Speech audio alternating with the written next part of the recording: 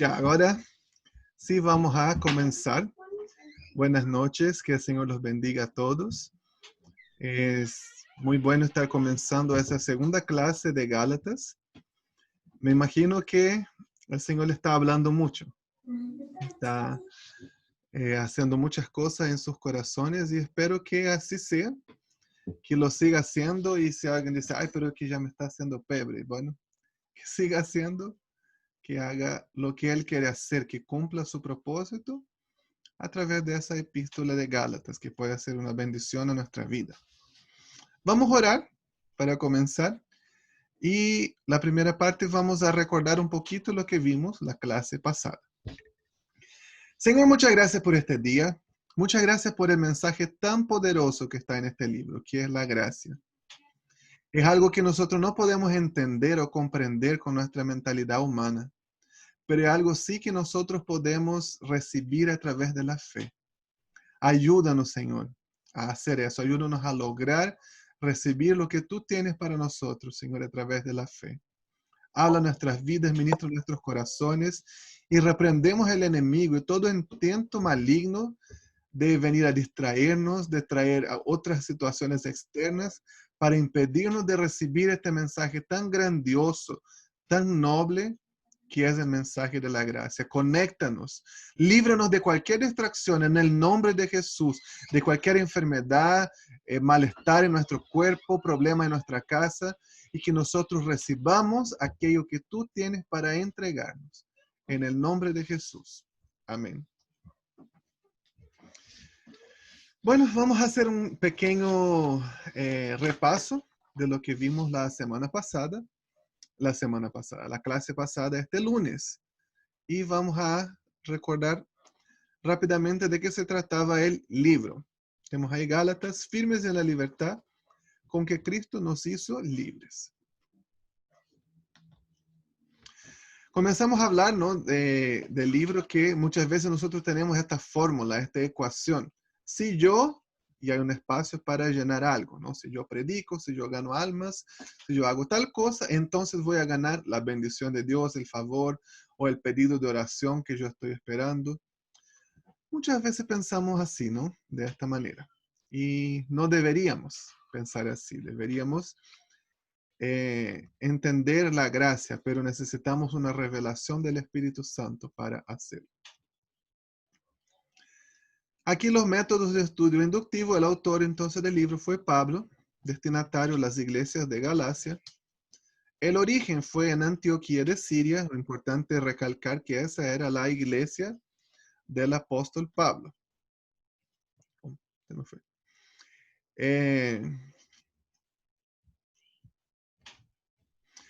La fecha del 47 al 49, ¿por qué? Porque fue antes del concilio de Jerusalén. Y el método literario era una epístola circular.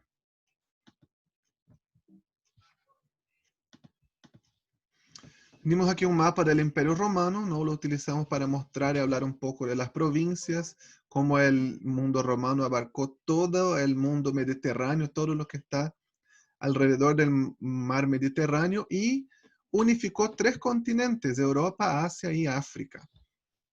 Entonces tenemos aquí cada una de las provincias, y aquí estaba la provincia de Galacia, que era el destinatario de la epístola. El apóstol Pablo estaba aquí en Antioquía, que era la capital de la provincia de Siria, y aquí abajo en la provincia de Judea estaba Jerusalén, y Cesarea era la ciudad romana, ¿no?, ahí en la provincia de Judea. Vimos aquí un mapa del origen de los galos. Eran un pueblo llamado también de Celta, originario de Europa Central. Después emigró a las Islas Británicas, donde se desarrolló mucho, y nosotros conocemos mucho a los celtas por los inmigrantes venidos desde Irlanda. Pero también los galos migraron hacia el sur, la región central de lo que hoy es Turquía, y esa llegó a ser la provincia romana de Galacia. Aquí tenemos el primer viaje de Pablo, saliendo de Antioquía, pasando por Chipre, y su ministerio principal fue en Galacia, un ministerio muy atribulado, turbulento, con varios problemas y varias dificultades que él enfrentó en este viaje. Y estuvo en esas 4 ciudades: Antioquía de Psidia, Iconio, Listra y Derbe. Yo les mandé ese archivo ahí. Yo actualicé un poquito el PowerPoint, lo voy a mandar de nuevo, pero tienen ese mapa con los viajes de Pablo. Aquí tenemos el segundo viaje de Pablo, su tercer viaje y el viaje a Roma como prisionero. Y vimos que el apóstol Pablo da en la epístola de Gálatas una cronología sobre su vida, ¿no? Él habla mucho de lo que pasó desde el comienzo y hacemos una comparación con el libro de Hechos, con las citas bíblicas y más o menos la cronología aproximada de su vida. Que el apóstol Pablo era de la tribu de Benjamín, natural de la ciudad de Tarso, vivía en Jerusalén, era de la secta de los fariseos, o del partido político, ¿no? De los fariseos, una rama del judaísmo, muy celoso y perseguidor de la iglesia. Y algo que quizás nosotros no mencionamos la semana pasada era sobre su nombre. Nosotros sabemos que se llamaba Saulo, ¿verdad? Es ahora conocido como Saulo de Tarso. ¿Y por qué de repente comienza a llamarse Pablo? ¿Alguien que me pudiera decir por qué cree eso? No alguien que ya sepa la respuesta, que hay muchos aquí que ya saben la respuesta, que ya les dije. Pero ¿por qué él se llamaba Saulo y ahora se llama Pablo? Mire, tenemos 64 personas conectadas. Uno puede decirnos, ¿no? Su opinión.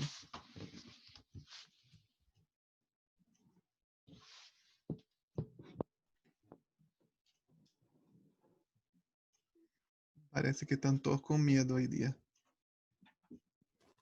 Hola, Hola. soy Michelle, la que me integró hoy día. Ujú. Interesante soy yo. No he leído Gálatas, no pude actualizarme, pero según lo que yo he leído, se supone que Dios le cambia el nombre de Saulo a Pablo por la sencilla razón de que deja el hombre atrás, el antiguo, y Ujú. Pablo sería el hombre nuevo. De hecho, sobre todo como Saulo era el perseguidor de cristianos, Pablo ya no lo era. Entonces yo tenía como ese conocimiento, no sé si estoy en Ujú. lo correcto. Muchas gracias, Michelle, por tu aporte. Muchos de nosotros tenemos este conocimiento, ¿cierto? Muchas se dice, sí, Dios le cambió el nombre, porque algo que sucedió con muchos personajes bíblicos. A Abraham, Dios le cambió el nombre. A Jacob, Dios le cambió el nombre. A Josué, Dios le cambió el nombre. Muchas personas, ¿no? Dios le cambió el nombre. Perdón, a Josué no. Algunos tenían 2 nombres, ¿no? Como Josué también era conocido como Oseas. Pero sucede mucho eso y nosotros asumimos que Dios le cambió el nombre también de Saulo. Pero si yo les pregunto, ¿dónde sale eso en la Biblia?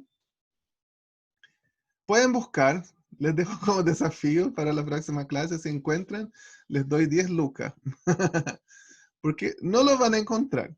Dios no le cambió el nombre. Nosotros vemos que eso sucede, ese cambio de nombre en Hechos capítulo 13. Voy a leer aquí para que ustedes no me digan que estoy mintiendo.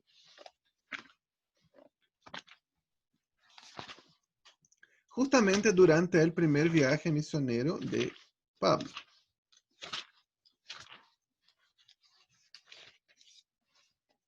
Hechos capítulo 13 dice el versículo 1. Entre los profetas y maestros de la iglesia de Antioquía de Siria se encontraban Bernabé, Simeón llamado el Negro, Lucio de Cirene, Manaén, compañero de infancia del rey Herodes Antipas, y Saulo. Cierto día, mientras estos hombres adoraban al Señor y ayunaban, el Espíritu Santo dijo, designen a Bernabé y a Saulo para el trabajo especial al cual los he llamado. Así que después de pasar más tiempo en ayuno y oración, les impusieron las manos y los enviaron. Y ahí comienza su primer viaje, ¿no? Y si nosotros seguimos un poquito más, sigue hablando de Bernabé y Saulo. Y en el versículo 9 dice, Saulo, también conocido como Pablo, fue lleno del Espíritu Santo y miró al hechicero a los ojos. Luego le dijo, tú hijo del diablo, lleno de toda clase de engaño y fraude, y enemigo de todo lo bueno. ¿Nunca dejarás de distorsionar los caminos verdaderos del Señor? Y simplemente en el 13:9 dice Saulo, también llamado Pablo en portugués, me estoy traspapelando un poquito. Y de ahí en adelante solamente le dice Pablo. ¿Qué es lo que sucedió ahí? No hubo un cambio de nombre, simplemente él antes era parte de la iglesia de Antioquía y se relacionaba siempre con judíos, mayormente con judíos. Y su nombre era Saulo, en hebreo. Pero como sucede hasta los días de hoy, nosotros hacemos también, los nombres suelen tener nombres correspondientes en otros idiomas. Entonces, Saulo, en hebreo, se relacionaba siempre con judíos, lo conocían así, pero cuando fue entre los griegos, comenzó a ser conocido como Pablo, que era el correspondiente griego de su nombre hebreo.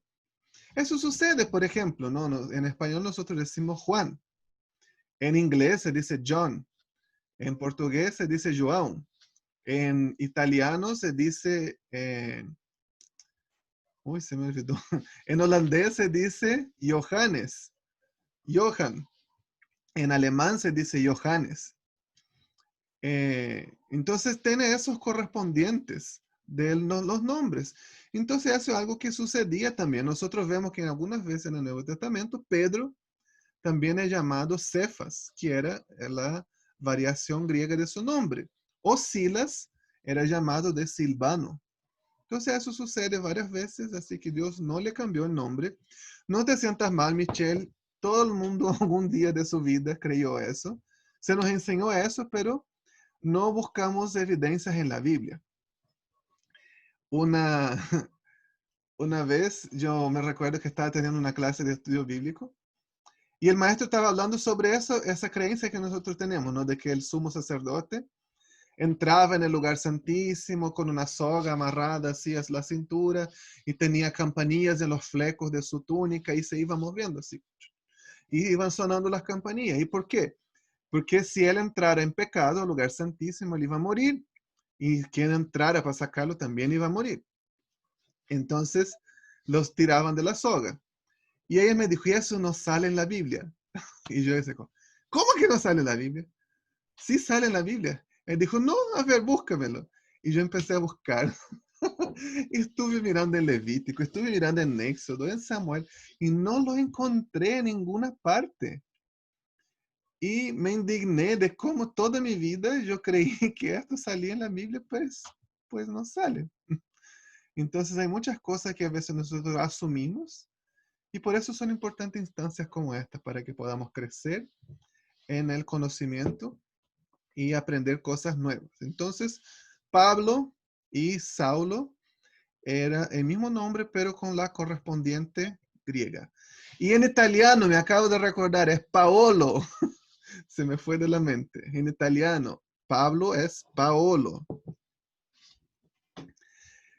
Vamos a seguir viendo lo que tenemos para hacer hoy día. Y yo quiero comenzar la clase de hoy día, el tema que tenemos hoy día, haciéndoles una pregunta.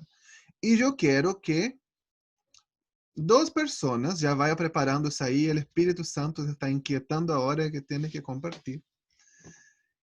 Y yo quiero hacer una pregunta y yo quiero que me respondan, ¿ok? Y me digan por qué brevemente. Si yo te pregunto hoy día, ¿qué nota darías a tu relación con Dios?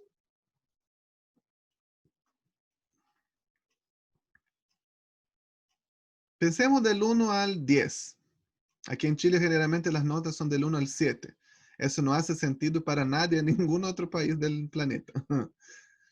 Pero pensemos del 1 al 10. ¿Qué notas daría de tu relacionamiento con Dios? Alguien que me responda ahí y me diga por qué, brevemente.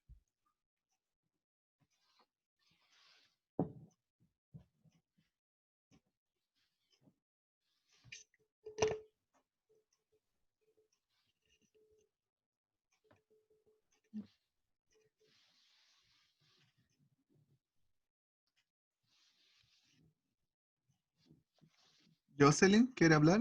¿Apareció tu cámara? Ay, ay, sí. Hola, Hola. no me funcionaba. Mm, Eh, a ver, súper cortito. Yo creo que en este tiempo de cuarentena a mí me sirvió bastante. Mi nota sería, no sé, creo que un 5, ujú, cuando antes era mejor. La verdad es que no debería afectar mi comunión con Dios, pero sí afectó el hecho de que he estado muy decepcionada quizás de los hermanos que son cristianos. ujú, Por el hecho de que he visto mucha diferencia del trato entre hermanos, como que a veces no veo el amor, pero sí veo más que juzgan. Y tengo 33 años, pero en este año me afectó bastante. De hecho, tomé la decisión con mi familia de estar en un receso y de cambiarnos dentro de la misma denominación, pero por un tiempo cambiarnos a la otra iglesia para sanarnos y poder estar bien, ya que, por así decir, no sé, la murmuración no hacia nosotros, sino dentro de, nos afectaba demasiado y estaba afectando la comunión que quizás yo tenía con Dios. Entonces, como que recién ahora estoy volviendo a recuperarme y por así a subir la nota de la comunión con Dios. Pero es impresionante lo que a mí me afectó eso. ok. De verdad que sí. Eso personalmente es lo que me pasó a mí. Muchas gracias. Entonces pondría 5, como la Un mitad. 5. Ujú. Ok, una otra persona más, solo uno más que me diga qué nota daría su relación con Dios y por qué. Un 6, 6. ¿Por qué? porque siempre puede ser mejor, porque siempre debemos perseverar, porque nunca es suficiente, solo por eso. Ujú. Ok, muchas gracias, Mónica. Ujú. Entonces un 6 está mejor que peor, ¿no? Estamos arriba de la mitad. Ahora yo les pregunto, ustedes dieron esta nota, ¿no? Jocelyn nos compartió, muchas gracias, y Mónica, un 5 y un 6. ¿Y en qué basaron para dar esa nota? Basaron su relacionamiento con Dios en 1, ¿cierto? Pero a la luz de lo que nosotros estamos leyendo en el libro de Gálatas y aprendiendo sobre la gracia, nuestra relación con Dios, ¿en quién está basada? ¿En lo que yo puedo hacer por Él o en lo que Él hizo por mí? Muchas veces nosotros vemos nuestra relación con Dios a través de mis méritos, de mis logros, de lo que yo he podido alcanzar y lograr. O si yo estoy, no sé, ayunando, o si yo estoy cumpliendo bien mis funciones. Pero a la luz de lo que nosotros vemos en el libro de Gálatas, mi relación con Dios no se basa en mí, en lo que yo hago por Él, sino en lo que Él hace por mí. Y si se basa en lo que Él hace por mí, ¿qué nota debería dar yo a mi relación con Dios? Yo debería dar 10. ¿Por qué? Debería dar 10 porque no se trata de lo que yo puedo hacer, de lo que yo logro alcanzar, sino del sacrificio que Él hizo por mí, de su muerte, de su resurrección. Entonces, nuestra relación con Dios, si ponemos en una nota, podemos poner un 10, o puede poner un 7, o puede poner una A, o un 100, la nota máxima, porque no se trata de lo que yo puedo hacer, sino de lo que Él hizo. Ese pensamiento judaizante está tan involucrado en nuestra vida, ¿cierto? Quizás hoy día nuestras luchas no son, ay, debo o no debo guardar la ley de Moisés, debo o no debo sacrificar ídolos o circuncidarme. Mis luchas ya no son esas. Mis preguntas, mis cuestionamientos ya no son estos. Pero aún yo lucho con hacer, con agregar cosas a mi salvación. Y no debería ser así. Yo no debo pensar de esta manera. Yo debo pensar de manera que se trata de lo que Él ha hecho por mí. Que el Señor hable y ministre eso en tu corazón. No se trata de lo que yo puedo hacer, sino de lo que Él hizo por mí. Amén. El apóstol Pablo hace 3 cosas principales en esa epístola. él habla de este mensaje, ¿no? De la gracia a través de tres cosas principales, a través de su propio testimonio, a través del testimonio de los apóstoles y a través del Antiguo Testamento. El Antiguo Testamento es el cerne, el corazón de la ley mosaica. Entonces él utiliza muchas citas. Ahí tenemos las citas, nos vamos a leer cada una de ellas. Yo les voy a enviar este PowerPoint, así que tranquilos, van a tener todas estas citas. Pero vemos que la mayoría de las citas que él hace justamente están en la Torá, en el Pentateuco, en los 5 primeros libros del Antiguo Testamento. Él menciona Génesis, varias veces menciona Deuteronomio, a Levítico. Entonces él está mostrando qué es lo que él quiere probar. El Antiguo Testamento no es inútil, no es algo que está suelto, no es algo que está ajeno a lo que Dios, al pacto de la gracia, a lo que Jesús hizo. Es parte, el Antiguo Testamento daba testimonio de eso, el Antiguo Testamento anunciaba de eso, de lo que iba a venir, y es parte, no es inútil. Cada uno de los elementos del Antiguo Testamento, de los pactos, de los pasos, de las historias, fue lo que llevó a este momento, convergió en este momento en que Jesús vino y trajo la gracia, el nuevo pacto y la salvación a todos. Cada uno de los momentos llevó a la plenitud del tiempo cuando vino Jesús. Y el Antiguo Testamento da testimonio de eso. Hermanos, tal vez usted pueda pensar, ay, pero no, yo en mi vida he vivido cosas que no han sido buenas, yo he vivido momentos difíciles, han sido situaciones complejas, no han sido cosas buenas, por eso, no sé, vivo situaciones así. La misma Jocelyn que nos compartió algunas situaciones difíciles que vivió. Cada una de las situaciones difíciles que hemos vivido en nuestra vida ha hecho quienes nosotros somos hoy día y nos ha puesto en el lugar donde nosotros estamos y ha contribuido para nuestra relación con Dios. Aún usted hoy día no lo vea, piensa que no ha sido bueno, ha sido mala experiencia, contribuyó para llevarnos a este momento. Y en este momento en que el Señor nos quiere revelar su gracia, en este momento que el Señor quiere traernos una revelación asombrosa, que va a ser algo nuevo, algo distinto en nuestras vidas. Amén. Veamos algunos de los temas fuertes del libro. El libro dice, ¿cómo somos salvos? Pensemos en eso. ¿Cómo nosotros somos salvos?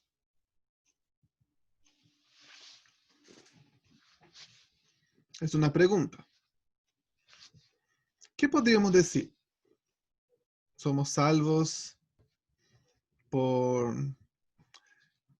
la sangre de Jesús? La respuesta que estamos acostumbrados a escuchar, ¿no? Porque la sangre de Cordero me lavó, porque Jesús entregó su vida en la cruz, por el precio de la sangre del Hijo de Dios, porque el Evangelio me fue anunciado de gracia, porque Él amó de tal manera al mundo que dio a su Hijo unigénito. Hay muchas respuestas que nosotros podemos pensar en eso. Pero ¿qué es lo que el libro nos dice? Mira, hay varios textos, varios aportes de que el libro dice de cómo nosotros somos salvos. Vamos a ver algunos. Dice, somos salvos porque Jesús se entregó por nosotros. Somos salvos por la voluntad del Padre, porque somos llamados por la gracia de Cristo. Somos salvos por la revelación de Jesús, porque Dios nos apartó desde antes de nuestro nacimiento. Por revelación de Jesús, somos salvos por la gracia que ha sido dada por Dios. Somos salvos no por obras, sino por la fe. Al morir por la ley, siendo crucificados con Cristo, no por las obras de la ley, sino por creer en lo que oímos. Por creer en Dios y ser declarados justos. Por creer. Somos salvos porque Cristo nos redimió, haciéndose maldición en nuestro lugar. Somos salvos en Cristo, recibiendo la promesa del Espíritu Santo. Somos salvos por la fe de Jesús, en Jesús, por ser justificados por fe, porque somos herederos de la promesa. Somos salvos porque en la plenitud del tiempo Dios envió a su Hijo, porque Jesús nos redimió de la ley y nos dio la adopción de hijos. Y somos salvos porque somos herederos de la promesa. Queridos, en toda esa lista que nosotros vemos ahí, ¿hay algo que yo puedo hacer? ¿Hay algo ahí que hizo el apóstol Pablo? ¿Somos salvos porque Pablo hizo tal? ¿Somos salvos porque Pedro? ¿Somos salvos porque obedecemos sus mandamientos? ¿Somos salvos porque damos limosna? ¿Porque ayudamos al huérfano y a la viuda? ¿Somos salvos porque se nos chispoteó la gracia? ¿Somos salvos por... Hay algo, dice en esa lista, sale algo de mí o de ti, del fulano de la esquina, del pastor, del obispo, del Billy Graham. No es cierto. No sale nada de nosotros. Nothing. Nada. Nosotros somos insignificantes cuanto a la salvación. La salvación está en Jesús y solamente en Él. No hay nada que yo pueda hacer para agregar a la salvación. Nada. Es pura obra de Dios. Y si Él, en su infinita misericordia, no quisiera revelarse a mí, no quisiera entregarse, venir voluntariamente a morir la muerte que Él murió y resucitar y vencer la muerte, yo no pudiese ser salvo. No hay nada que yo pueda hacer para agregar, porque mi corazón es netamente malo. Mi corazón está perdido, caído. Y eso es una verdad que nosotros tenemos que aprender, tenemos que entender. Yo no soy merecedor. Hoy en día está de moda, ¿no? La predicación coaching. Hay algunas buenas, ya no les voy a decir que son todos malos. Pero ¿cuál es el centro de la predicación coaching? Esos predicadores millennials, ¿no? Que van con, no sé, una camisa polo, con pantalones pitillo, tienen aquí en el brazo tatuado una cruz, no usan Biblia, usan tablet. Nada errado ya con eso, no tengo ningún... Como yo digo, algunas son buenas. Pero por lo general, ¿en quién se centran estos mensajes? Se sienta en el hombre, ¿no? Es como que el hombre es el centro. Tú tienes valor, el Señor te ha escogido, tú eres la niña de los ojos de Dios, Él te quiere, tú puedes ser un héroe, y tú, y tú, y tú, y tú, es como si yo mereciera algo. Hermanos míos, ¿sabe lo que es lo que usted se merece? El infierno, el lago de fuego y azufre. Eso es lo que yo merezco.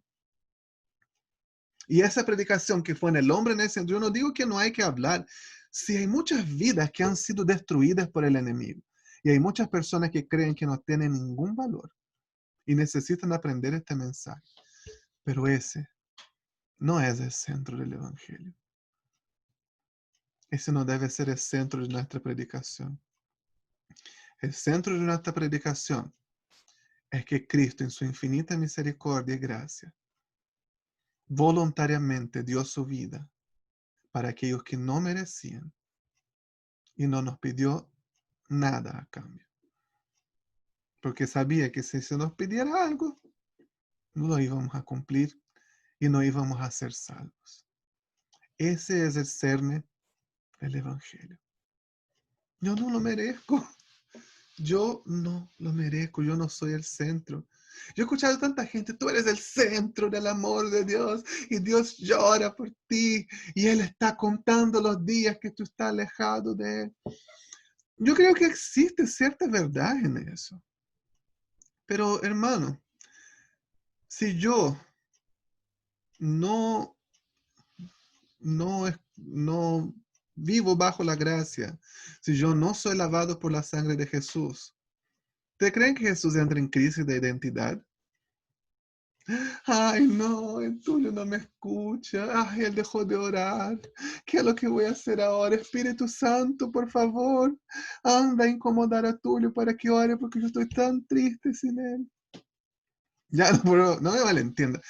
El Señor nos ama y Él quiere que estemos con Él. Pero el Señor es pleno. El Padre, el Hijo y el Espíritu Santo viven en una comunión perfecta desde la eternidad, desde el principio de los tiempos. Y son plenos. Ellos no necesitan mi amor, mi devoción, mi vida. ¿Qué es lo que yo necesito? Porque a medida de que yo me relaciono con Él, esta comunión perfecta que ellos tienen se comparte a mí. Y eso llena mi espíritu, porque para eso fui creado. Yo lo necesito a Él. Él no necesita de mí. Yo no merezco nada. Yo soy inmerecedor. Y no hay nada que yo pueda hacer que va a agregar a la salvación. Nada. Si yo no merezco nada, yo soy merecedor del infierno. Él murió voluntariamente por mí. ¿Qué es lo que yo puedo hacer que le va a hacer bien? Que le va a agradar. Nada. No hay nada que yo le pueda aportar que va a hacerle más feliz.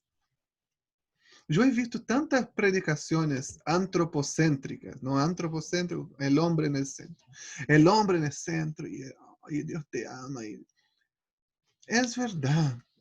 Hay una verdad en eso. Jesús contó, ¿no? La parábola de la oveja perdida, que él deja las 99 y los va a buscar. Y sí es verdad, pero ¿por qué? Tiene un contexto original. Él estaba diciendo eso a los judíos, que no, nosotros somos el pueblo escogido. Y él dice, yo vine para los perdidos. Entonces, hay un contexto, yo no merezco. ¿Cómo somos salvos? Por pura gracia, por la obra de Dios, por el sacrificio de Jesús, por la convicción del Espíritu Santo. ¿Ven que hasta ahí la comunión perfecta de la Trinidad está? El amor y la misericordia del Padre, la entrega y el sacrificio del Hijo, y el convencimiento que solamente puede venir, la convicción, a través del Espíritu Santo. En la salvación vemos la comunión perfecta, la Trinidad funcionando en armonía perfecta, y eso es tan maravilloso. Hay un versículo en el libro de Gálatas, me encanta, no me recuerdo ahora exactamente dónde está. Si alguien lo encuentra ahí, póngalo ahí en el chat. Y dice, por cuanto Él nos envió, el Padre nos envió, por cuanto Él envió el Espíritu de su Hijo, el cual clama, habla, Abba Padre. Él dice, nos envió el Espíritu Santo a través de su Hijo, que nos lleva a clamar, Abba Padre. La obra de salvación y de redención es la obra de la Trinidad. Ellos están trabajando juntos. A veces hasta en esto nuestra mente es medio judaizante, no medio que piensa errado. Nosotros a veces pensamos que es así. El padre, no el mero mero, el jefe. Después viene el hijo, que es el que se conecta con nosotros, es el que me hace poder llegar al jefe. Y el Espíritu Santo es el más así, más olvidadizo, el que está más ahí por abajito. Y no es, ellos son uno. La comunión es perfecta. La unidad entre ellos es perfecta. Y todo el proceso de redención y salvación fluye del uno al otro en comunión perfecta desde la eternidad. Y cuando yo entiendo la gracia, yo tengo la bendición, la oportunidad de disfrutar de esta comunión perfecta, y eso es lo que mi espíritu anhela. Hermanos, yo quiero principalmente que ustedes graben eso de Gálatas. ¿Cómo somos salvos? Por nada que yo pueda hacer. ¿Qué es lo que necesitamos para ser salvos? Fe. Jesús hizo todo el resto. El Padre, de su libre voluntad, no en su misericordia. El Espíritu Santo nos convence, no hay nada que yo necesito hacer, solamente tener fe. Si yo entiendo eso, yo voy a ver las cosas así, de esta manera.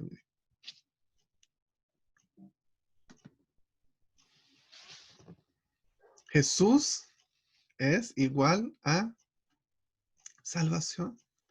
La obra de Jesús es la salvación. Ahora, si yo vengo y yo agrego aquí cualquier cosa,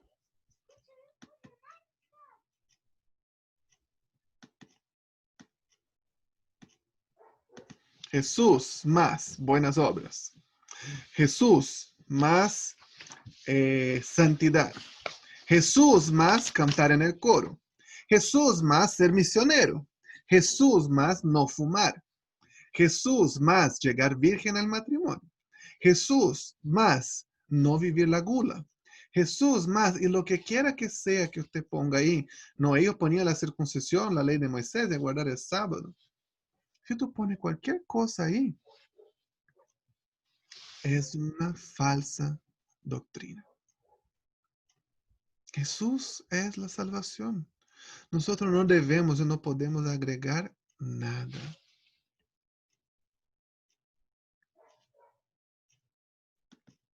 No debemos y no podemos agregar nada. Él es la salvación. No tenemos la tentación de la ley. Existen, ¿no? Movimiento judaizante, le mencionamos en la otra clase. Especialmente los adventistas y los testigos de Jehová. Ellos guardan prácticas de la ley, dice que eso tiene beneficios. Nosotros quizás no tenemos estas luchas. Pero ¿qué es lo que yo agrego ahí? Ir al culto todos los domingos. No pierdo un culto. Ser un predicador. Yo voy a la radio, yo predico a la radio. Yo soy maestro bíblico. Yo soy profesor de escuelita dominical.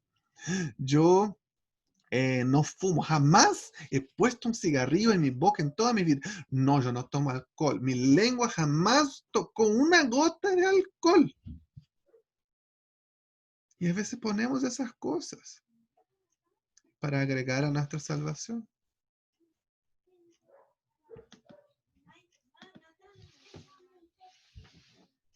¿Sabe qué son esas cosas que nosotros ponemos? Las hojas de higuera que hablamos la clase pasada. Es el intento humano de justificarse, de cubrir su vergüenza, de cubrir su desnudez. Y las hojas de higuera no duran por siempre. Las hojas de higuera no tapan. Las hojas de higuera lastiman. La obra es de Él. Y es tan difícil entender eso. Uy, si yo le contara cuánto yo he tratado de entender eso. Y uno no puede entender. Porque ¿sabe lo que sucede? Eso es una verdad espiritual que no hace el más mínimo sentido, ¿cierto? ¿Tú crees que hace sentido? Yo creo que no hace ningún sentido. El que peca es que es merecedor del infierno. No, el que está ahí.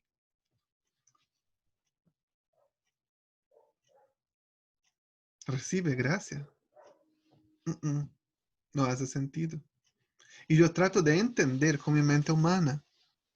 Y no puede, como que los cables comienzan a hacer cortocircuito. ¿Sabe por qué muchas veces nosotros nos confundimos? Yo siempre hablo de eso. Yo he hablado con varias personas. Ay, es que no sé. ¿Y cómo dice que escucha la voz de Dios? ¿Y qué es lo que Dios quiere de mí? Porque Dios nos habla en términos espirituales y nosotros tratamos de procesar lo que Dios nos habla en términos espirituales con nuestra mente carnal, con nuestra mente humana. No se puede.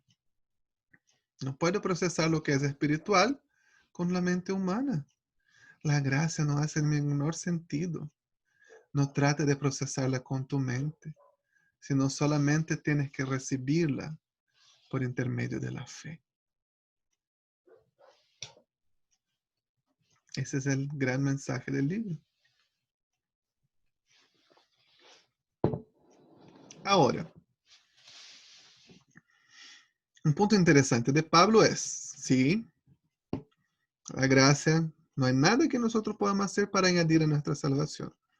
Entonces, ¿para qué sirve la ley? ¿Por qué de la ley? ¿Por qué yo necesito la ley? ¿Es buena? ¿Es mala? ¿Qué piensan ustedes? Bueno, creo que esa es una pregunta muy importante y un tema muy central dentro del libro. Por eso vamos entonces a conversar con algunos amigos y ver qué es lo que entendemos de eso. Los vamos a dividir en salas y esa es la pregunta. Yo les voy a mandar ahí también por el mensaje, pero van a discutir por qué de la ley. Porque, ¿cuál es el motivo de la ley? ¿Cuál es la razón de la ley? ¿Ok? Entonces, tenemos 5 minutos para hacer eso. Ahora.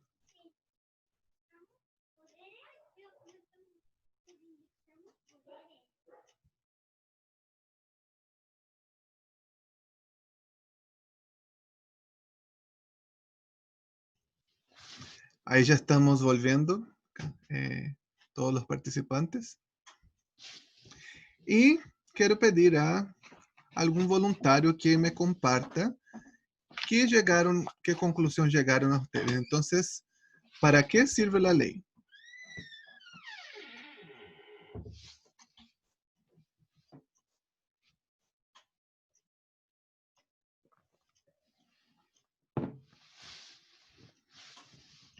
Hola. Hola. Cecia, dígame.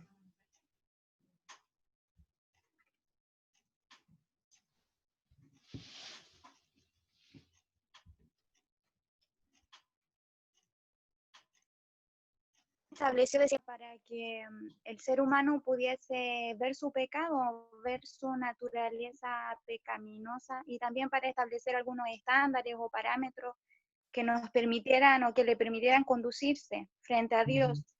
Sin embargo, estos estándares obviamente son altos para nuestra vida, pero de cierta forma, como decía usted, preparaba el camino para el tiempo de la promesa de redención a través de Jesucristo, en donde pudiese evidenciar que nuestras obras humanas obviamente iban a ser imposibles para poder alcanzar gracia y salvación. Y se completa a través de Cristo. Pero el libro dice que fue nuestra tutora, que de cierta forma nos resguardó hasta la venida de la promesa de Jesucristo. Eso. Ok, muchas gracias. ¿Quién? La Maciel. Ya, hola. Hola. Bueno, nosotros igual No te estábamos... veo. ¿Me escucho o no? Sí, pero no te veo. Ah, es que no se puede. Está en pijama. Bueno, ya. Sí. Ya, pero bueno, igual llegamos a una conclusión igual, parecida a lo que dijo, que en un principio fue para mostrarle a la audiencia original sus pecados, pero para que ellos también se dieran cuenta de que era necesaria la venida de un Redentor, que hablábamos que es como un espejo, que podemos ver qué estamos haciendo mal, cuáles son nuestros pecados, pero el espejo no sirve para limpiarnos. Entonces era necesaria la venida de Jesús. Eso. Muchas gracias, Maciel. ¿Alguien más? ¿Una persona más que le gustaría compartir?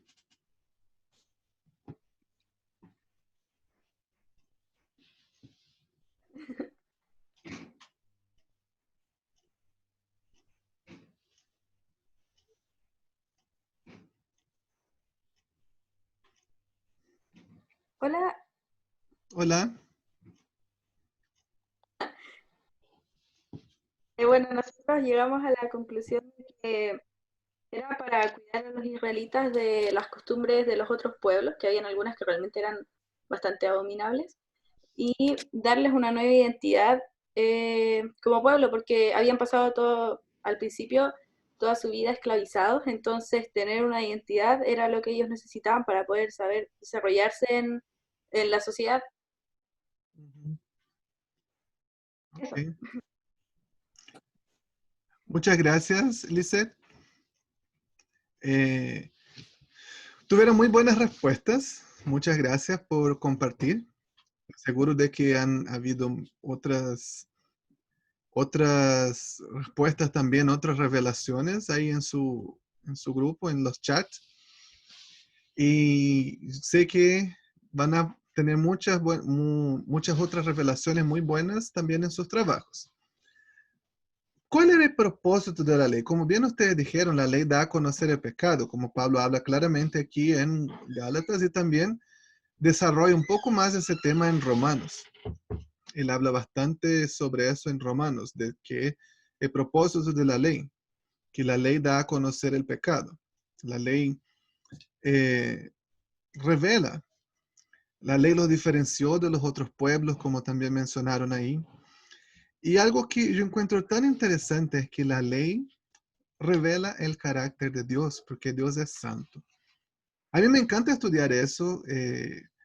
Quizá en una próxima oportunidad podríamos tener en una otra estudio Betel o un otro momento, tener un estudio online para hablar sobre la ley. A mí me encanta. Yo creo que uno aprende tanto cuando uno pone a estudiar la ley. Imagínense, ellos eran un pueblo sin ley. Eran un pueblo que vivió como esclavos durante 430 años, durante más de 4 siglos viviendo como esclavos. Ellos estaban siendo llevados a una tierra que era la tierra de Canaán, con gente que con prácticas abominables, como el sacrificio de niños, sacrificios humanos, adulterio, todo tipo de fornicación e inmoralidad sexual. Entonces, era algo terrible, era algo detestable. Y Dios va a vivir en medio de ellos en ese campamento. Y cuando Dios está ahí en el medio del campamento, Dios es santo, pero el pueblo no lo es. Entonces necesita establecer algunas leyes, como algunas normas de convivencia, por así decir, para que ellos no mueran. Y no significa que Dios sea malo. Una comparación que siempre yo hago es con el sol. El sol es bueno, ¿verdad? Es nuestra fuente de vida. Si no hubiese sol, nosotros no podríamos vivir en la tierra. Pero el sol es muy poderoso. Yo no me puedo acercar al sol. Ninguno de nosotros podría acercar al sol sin ser destruido, sin ser completamente consumido. Así es la presencia de Dios, así es su santidad. Es bueno, pero si yo me acerco de manera irreverente, de manera inadecuada, yo voy a ser consumido. Entonces Él creó una serie de leyes. Y esas leyes, además de mostrar el pecado, revelaban el carácter de Dios también. Revelaba el corazón que Dios tenía. Imagínense cómo sería vivir en una sociedad perfecta, donde uno necesita tener rejas en sus casas, porque nadie entra a robar, donde no hay hijos huérfanos, donde el pobre, el huérfano y la viuda siempre tienen que comer en la mesa, donde no hay cárceles, donde hay abundancia, hay generosidad para todos, donde se celebra y se reconoce las cosas buenas, donde la familia es uno de los principales valores. Eso era el propósito de la ley. Nosotros vemos, hay cosas tan básicas, por ejemplo, si nosotros hablamos mucho de las leyes alimenticias, ¿no? De los animales que podían o que no podían comer. Y uno se pregunta, pero ¿de cuáles los animales que dice ahí que no podía comer? Dice que no podía comer el buitre, no podían comer la lechuza, el águila, las anguilas. Pero ¿quién comería esas cosas hasta los días de hoy, no? Viste, la gente intentando comer murciélago y el mundo estamos como estamos ahora. Porque no eran cosas buenas. Ahora hay algunos animales, por ejemplo, la ley dice que no podían comer el conejo. El conejo no es un animal inmundo, ¿cierto? No es un animal sucio. Pero ¿por qué dice que no deberían comer el conejo? ¿Sabían ustedes que el conejo y los roedores son la base de la cadena alimenticia y lo que mantiene cientos, si no miles de especies? Porque la mayoría de los depredadores se alimentan de los roedores, de los conejos, sobre todo las liebres. Pueden ser los lobos, los zorros, los coyotes, los pumas, las águilas, los halcones, las serpientes, los búhos. Entonces Dios se preocupa también con el ecosistema, con el medio ambiente. La ley daba a conocer el pecado y revelaba el carácter de Dios. Uno lee, ¿por qué Dios dijo si alguien está adulterando, si alguien está fornicando, tiene que ser apedreado?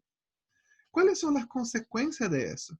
Nosotros vivimos en una sociedad súper liberal, ¿cierto? Sexualmente hablando, moralmente hablando. Todo tipo de sexo se practica, se puede hacer lo que quiera, cada uno hace lo que quiera con su cuerpo. ¿Cuáles son las consecuencias de eso? ¿Cuántos niños abandonados nosotros tenemos? ¿Cuántos niños huérfanos? ¿Cuántas familias destruidas? ¿Cuántas mujeres que a veces se sacrifican solas para criar un hijo? ¿Cuántas, no sé, homicidios, femicidios? ¿Cuántas cosas aberrantes tenemos en nuestra sociedad?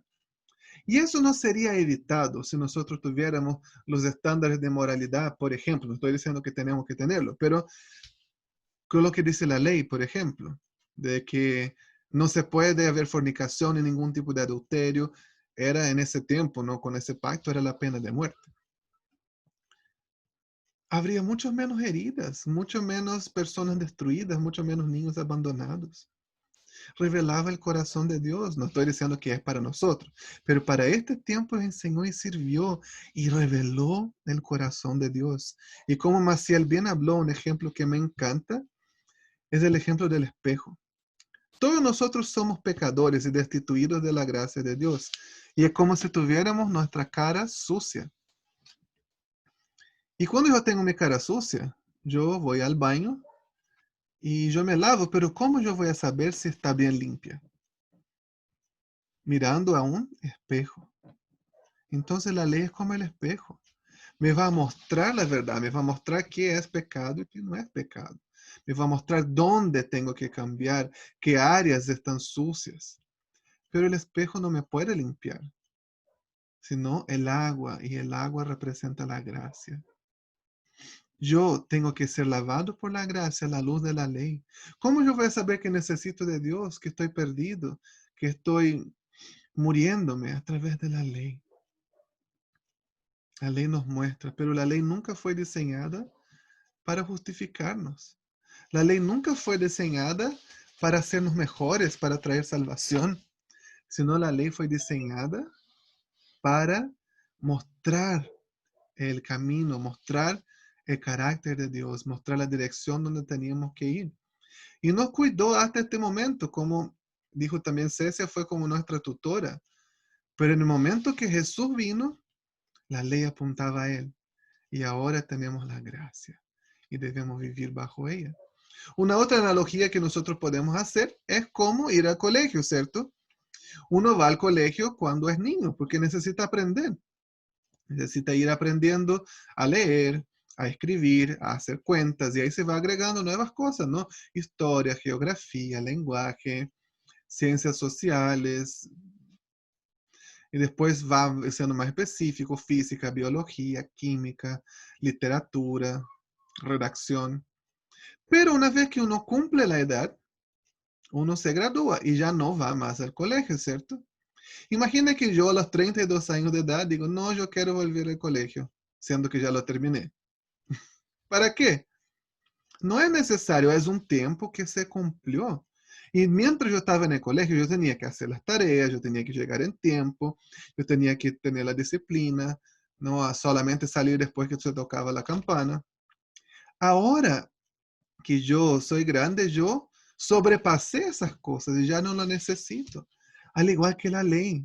Nosotros crecimos, nosotros sobrepasamos la ley. La ley es totalmente buena, pero ya pasamos de esa etapa. Aquí tenemos varias citas que muestran el porqué de la ley, ¿no? Fue introducida a causa del pecado, fue temporaria. No es opuesta a la promesa, sino que tiene un objetivo distinto. La ley nos cuidó hasta Jesús. La ley ya no rige. Jesús nos redimió de la ley al cumplirla en nuestro lugar y nosotros sobrepasamos la ley. Ahora somos adoptados y tenemos todos los derechos del heredero. Interesante eso, ¿no? La ley ya no rige.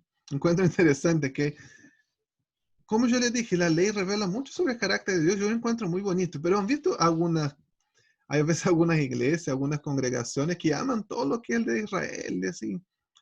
Y hace todo lo de Israel, y traen los panderos de Israel, y tocan el shofar, y las ropas de Israel, y los bailes de Israel. Y yo lo encuentro bonito, de verdad, lo encuentro muy lindo. Pero a veces uno piensa que va a tener una bendición especial de hacer las cosas de Israel, ¿no? Los panderitos y las cositas. Y no, es bonito ya, pero no, no te va a dar ninguna bendición más tocar el chofar. Es como, ay, si tú tocas el chofar, el demonio va a escuchar y va a huir. No, pero el demonio va a huir del nombre de Jesús, de la presencia de Jesús, del reino de Dios, no del sonido del chofar. Entonces, la ley es muy buena, reveló el carácter de Dios, pero ya no rige, ya no es más para nosotros. Ahora, el libro habló, ¿cómo somos salvos? Netamente por la obra de Jesús. ¿Por qué de la ley? No, para mostrar el pecado y revelar el carácter de Dios. Ya no vivimos bajo la ley. Entonces, ¿cómo vivimos libres del pecado? Esa es la pregunta del millón.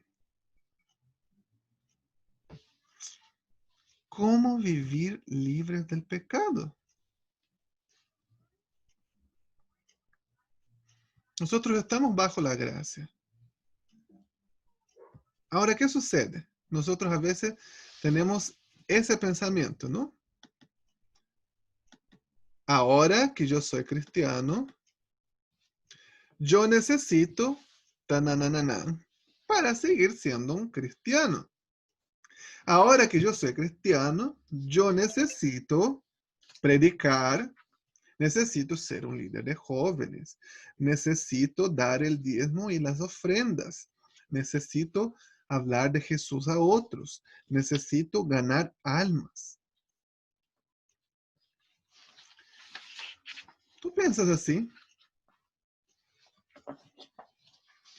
¿Qué necesito hacer para mantener mi salvación? Ahí uno se pregunta, ¿no? ¿Y la salvación se pierde o no se pierde? Ah, ese tema para otro día. No vamos a hablar de eso hoy día. Pero ahora que soy cristiano, ¿qué necesito hacer para seguir siendo cristiano, para seguir siendo bendecido? ¿Cómo yo vivo libre del pecado? ¿Cómo yo venzo esas cosas? Mi corazón es malo, es mi naturaleza, ¿no? Yo soy salvo por gracia, nada porque yo merezco. La ley ya no me salva, ya no rige. Entonces, ¿qué hago yo? Estoy perdido. ¿Qué hago yo? ¿Cómo puedo vivir libre del pecado? Wow, el libro de Gálatas nos da muchos versículos que hablan sobre eso, pero demasiados versículos que hablan de eso.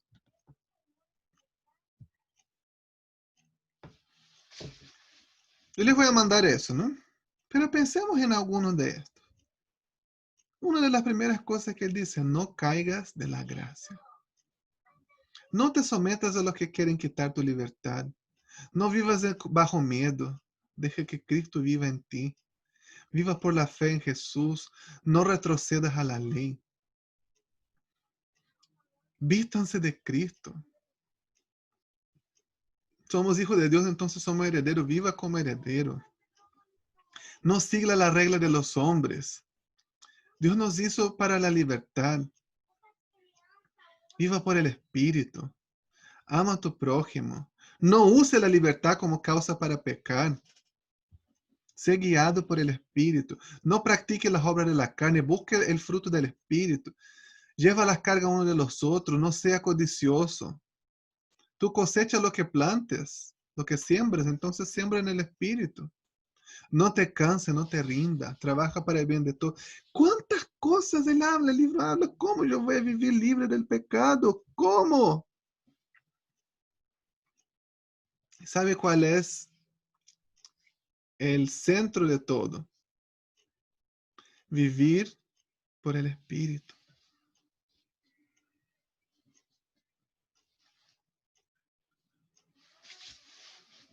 Nuestra carne es mala, sí es mala. Nuestra naturaleza pecaminosa desea el pecado, desesperadamente. Desea el pecado. Pero nosotros hemos muerto para nuestra carne y para el pecado.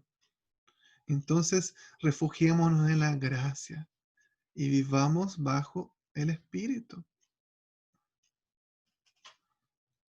La gracia a través de la fe nos salva, pero la gracia a través de la fe también nos mantiene. No agregue reglas a eso. Nosotros queremos vivir libres del pecado, ¿cierto? ¿Qué hacemos? Agregamos reglas. Yo he hecho ¿cuántas veces eso? Yo me recuerdo cuando yo era adolescente, yo nací en un hogar cristiano. Entonces, no, desde niño yo iba a la iglesia, aprendía mucho. La típico cuando uno es niño, ¿no? En la iglesia.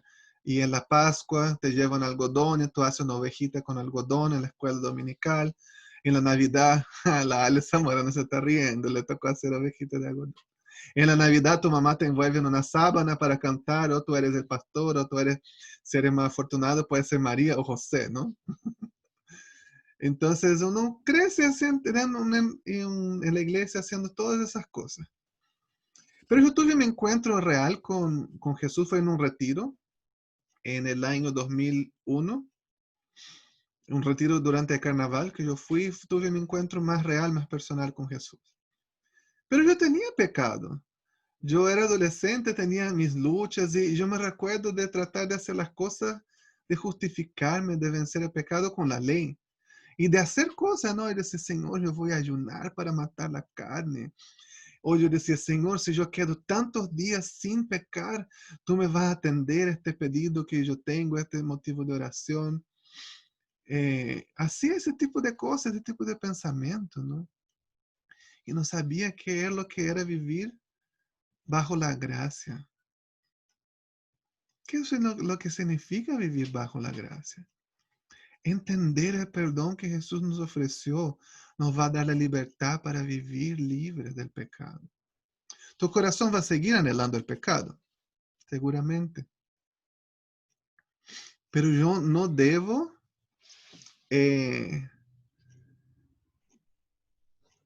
ser guiado por él. Y uno dice, ay, es que mi pecado me domina, Señor, líbrame. ¿Sabe que yo cuántos años lloraba, Señor, líbrame, Señor, ay, por favor, ayúdame. Yo no puedo, Señor, líbrame. Y era como, no sé, un disco roto, así como, ay, Señor, el pecado, perdóname de nuevo. Y ya la vida entera eso. Y en el año 2009, cuando yo vine a Chile a hacer la Escuela de Estudios Bíblicos, estudiamos Gálatas, yo me deparé con ese versículo 5:1. Estad pues firmes en la libertad con que Cristo nos hizo libres, y no estéis otra vez sujetos a un yugo de esclavitud. ¿Y sabe lo que el Señor me habló? Tú ya estás libre. Actúa como tal. Y yo como, no estoy libre, estoy aprisionado, mi corazón desea el pecado, yo no estoy libre, líbrame, Señor. Y estaba como así. Y él me dijo, no, tú ya estás libre. En tu encuentro conmigo yo ya te hice libre. Vive como libre. Porque a veces uno pone demasiada atención en las cosas equivocadas. Y como que está siempre pensando, no, ay, que mi pecado, ay, que mi corazón desea el mal. Y vive en condenación. ¿Sabe una cosa que me quebró? No sé, me trajo tanta libertad. Fue cuando yo entendí que una tentación no es pecado. ¿Qué es lo que quiero decir? Una tentación no es pecado. Mi corazón, nuestro corazón, es una naturaleza caída. Nuestro corazón anhela el mal y va a anhelar el pecado, siempre. Va a anhelar el pecado. Pero el pecado, ¿qué es? El pecado es una acción. Bueno, puede ser una acción no necesariamente con las manos, puede ser un pecado en el pensamiento también. Pero una tentación es tener el deseo, ser tentado a pecar, no es un pecado. Y cuando yo entendí eso me trajo tanta libertad. Porque yo entendí, mi corazón anhela, yo estoy caído, pero la gracia de Jesús es lo que me capacita, la gracia de Jesús es lo que me ayuda a tener esta tentación y no llevarla a cabo, y no cometerla. Y eso me trajo tanta libertad. Hermano, en nuestra vida, usted, yo, va a tener malos pensamientos. Va a tener deseo de pecar. De repente vamos a ir a, no sé, a algún lugar, vamos a comprar algo y nos va a dar el vuelto de más. Y justo estábamos necesitando plata, estoy necesitando. Y tú vas a ser tentado a quedártela. Pero eso no es pecado. ¿Qué es lo que yo, como hijo de Dios, que vivo bajo la gracia, guiado por el Espíritu, debo hacer? Devolver el vuelto de más. Yo voy a estar caminando por la calle. Y a veces uno siempre habla de los hombres, ¿no? Ay, y los hombres miran, las mujeres también miran. Y también son tentadas. No creo que son ciegas, ¿cierto, hermanas? Y uno mira a una persona, la encuentra bonita, la encuentra atractiva. Y dice, ¡ah, está en pecado! Como, no. A menos que tú estés pensando, alimentando fantasía en tu mente, no. Pero uno puede escoger hacer lo que es correcto. Entonces, eso no es pecado. Y a veces nos trae tanta condenación. Y es como que, no, Señor, y es como... Y uno piensa que cuando Jesús habló eso ahí en los evangelios era real, ¿no? Si tu ojo te hace pecar, córtalo fuera. Y si tu mano se hace pecar, córtala. Y uno piensa que es literal. Eso era una figura literaria, era una hipérbole. Él no estaba hablando literalmente. Nosotros tenemos que entender eso. Vivir guiados por el Espíritu. Mi corazón va a anhelar el mal. ¿Y qué es lo que todo el mundo dice hoy en día? Que me tiene chato esta frase. Haz lo que tu corazón te dice. Anda, haz lo que tu corazón te dice. Ve para dónde te va a llevar. Ahí mismo, y peor. Te va a llevar al hoyo. Te va a llevar a la perdición, a que te destruyas, a que te lastimes, a que tengas que recogerte con cucharita. Eso te va a hacer, haz lo que tu corazón te dice. No, haz lo que el Espíritu te dice. Haz lo que el Espíritu te guía. Tu corazón te va a llevar a mirar a una persona que encontraste atractiva y el Espíritu te va a decir, no, pasó ya fue. Tu corazón te va a llevar a querer hacer cosas malas, pero el Espíritu, la gracia de Jesús te cubre y te va a llevar a hacer lo que es correcto. Esta semana pasada, yo tuve una situación difícil. Yo he sentido mal, algunos problemas de salud, estaba con algunos dolores en las articulaciones. Y fui al médico, hice algunos exámenes y ya habían, en general los exámenes estaban bien. Y había salido la mayoría de los exámenes, pero aún no salía, que se demoraba más. Yo estaba mirando por internet, ¿no? No salga de casa, quédate en casa. Y estuve lá, miré, no salió todavía el examen. Y uno de los exámenes que me pidió era el factor reumatoide, para ver si podía tener algún tipo de reumatismo. Y cuando llega, me dijeron, los exámenes están listos, yo abro y el examen de factor reumatoide salió alterado. Mi mundo se derrumbó. ¿Sabes que yo quedé tan mal? Yo quedé tan mal. Y me puse a llorar y mi esposa estaba aquí, ¿y qué te pasa? Y yo dije, el examen salió alterado, la abracé, empecé a llorar. Y ya estaba pensando, no sé, que iba a tener que usar una silla de ruedas y que no iba a poder caminar y que no sé. Y me sentí mal. En la tarde fuimos, yo dije, eso fue como a la hora de almuerzo, almorzamos y fui a la pieza y dije, Dani, oremos conmigo. Y oramos y yo lloraba y lloraba y lloraba. Y él me dijo, ¿y por qué estás así? ¿Por qué estás tan derrotado? Tú no eres médico. Tú no sabes qué es lo que significa eso. Tienes que ir y aunque significa algo, Dios te va a ayudar, te va a dar, pero tú no crees en un Dios de milagro. Y yo no podía, yo estaba mal, yo estaba derrotado. Y mi corazón quería eso. ¿Y qué es lo que viene el pensamiento de uno? Señor, ¿por qué? Yo te sirvo, yo trabajo en misiones, yo estoy dando mi vida. ¿Y por qué permites eso? ¿Y por qué ahora en medio de la cuarentena? Y comienzan los cuestionamientos, ¿no? Y mi corazón quería el mal. ¿Y sabes lo que yo quería? Quería entrar a la pieza, quedar llorando, sintiendo pena de mí mismo todo el día. Y quería contar a un montón de gente, que un montón de gente me salvara el lomito. Y me dijera, ay, pobrecito, que le está, ay, voy a orar por ti. Y eso es lo que mi corazón quería. Y eso era lo que yo quería también. Y bueno, después de que mi esposa me retó, me regañó,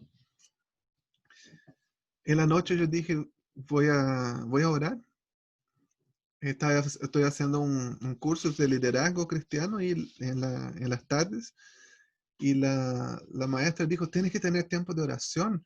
Dice, entra en tu cuarto, hace una agenda de oración y pregunta a Dios qué es lo que Él te quiere decir. Y yo entré en mi cuarto. Y el Señor me dio esta palabra cuando, que está en el libro de Isaías 31 era, de que los asirios, los enemigos, invaden y sitian a Jerusalén. Era un ejército mucho más poderoso. Y el rey, que era Ezequías, era un rey bueno, pide ayuda a Egipto. Y Isaías va y lo exhorta y dice, tú confías en Egipto y no estás confiando en Jehová. Y Dios me habló, tú estás confiando en este examen, no estás confiando en mí. Tú confías en este papel, no confías en lo que yo digo. Y yo hoy, bueno, fue un tiempo muy bueno de oración. Y yo dije, Señor, me perdona porque yo estoy haciendo eso, yo estoy confiando en Egipto. Yo estoy confiando en Egipto, no estoy confiando en ti. Y eso es lo que mi corazón quería. Y yo oré y dije, Señor, yo no creo en Egipto, yo lo declaré 1000 veces, yo no creo en Egipto, yo creo en lo que tú dices, no en lo que un papel dice sobre mí, en la verdad, en lo que tú dices. Y yo agarré, puse el examen ahí, en la cama, puse la Biblia al lado y dije, yo creo, no creo, estaban los exámenes aquí, si yo no creo en lo que este papel dice sobre mi vida, yo agarré y lo tiré al fuego. Y yo dije, Señor, yo creo en lo que ese papel dice de mí, en lo que tú dices de mi vida. Y eso solamente puede venir por el Espíritu. ¿Cómo yo puedo vivir libre de pecado? Porque la autocompasión es pecado. Estar ahí sintiéndose pena de uno es pecado. ¿Y cómo yo puedo vivir libre del pecado? Siendo guiado por el Espíritu, haciendo lo que el Espíritu dice que hagamos, yendo en contra de lo que dice el corazón.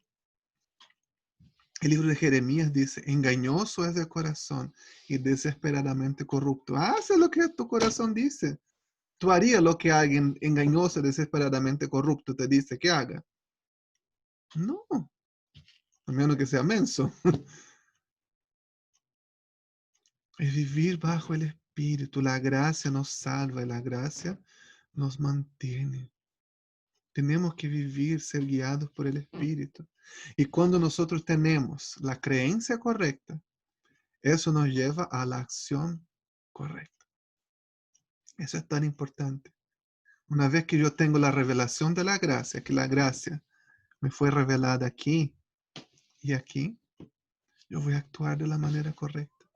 Siempre que yo tente justificarme a través de la ley, hermano, déjame decirte, yo voy a fracasar.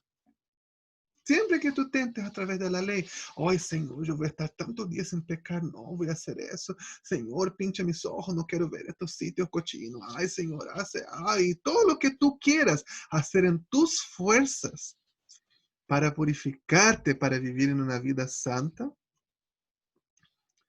no vas a poder. Te vas a cansar y quizás te sirva por algún tiempo. Pero en el día que caigas, en el día que peques, te va a frustrar. Te vas a sentir derrotado, te vas a echar a morir. Es solamente la revelación de la gracia, el concepto correcto, nos lleva a la actitud correcta. ¿Saben lo que sucede? A veces nosotros queremos cambiar el exterior, pero Dios está preocupado en cambiar el interior. Una vez que tú tengas la revelación de la gracia, tú vas a poder vivir guiado por el Espíritu. Mientras no tengas esta revelación, no vas a poder porque vas a tratar de justificarte por la ley. Es como, llevo 2 meses sin este pecado.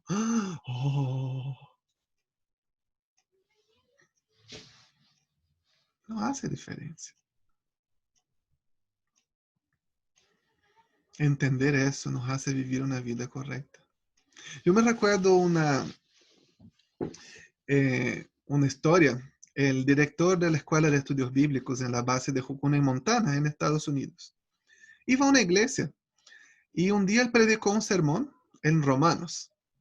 Y el sermón era, como el título de su sermón era, nosotros agradamos a Jesús. Él se complace de nosotros. Ese era como su sermón. Y él comenzó a hablar como Jesús se agradaba de nosotros, de nuestra vida. Y él predicó ese sermón. Y volvió a hacer sus cosas en la semana.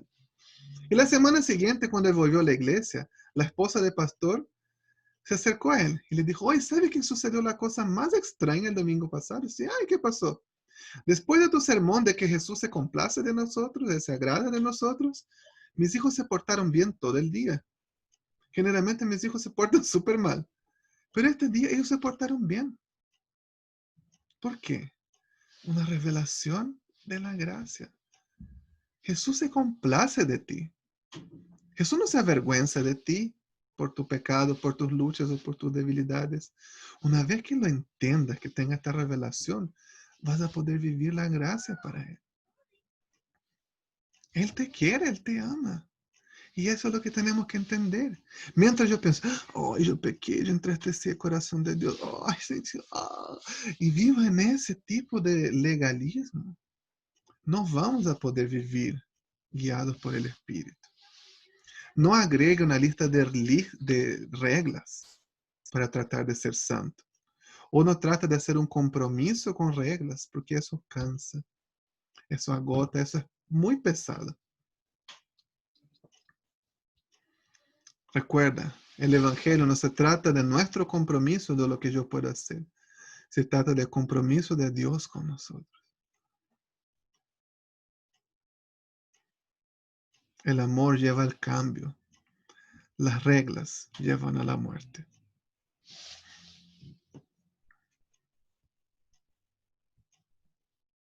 Tenemos que vivir la libertad que Cristo nos dio.